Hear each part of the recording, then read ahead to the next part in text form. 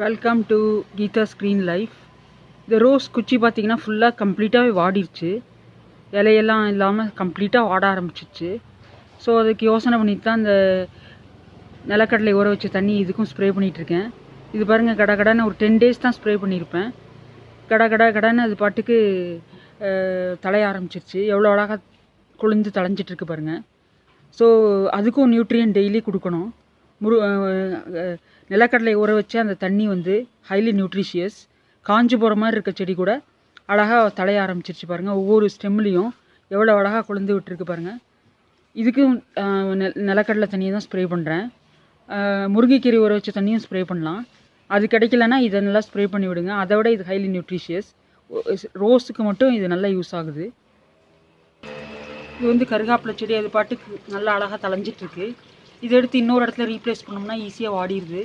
So எந்தெந்த செடி எந்தெந்த இடத்துல வளருதோ அதுக்கு அப்படியே பாத்தி கட்டி விட்டு அது அழகாக அதே இடத்துல வளர்க்கணும். இதுதான் என்னோடய எக்ஸ்பீரியன்ஸ் ஷேர் பண்ணலாம்னு நினைக்கிறேன்.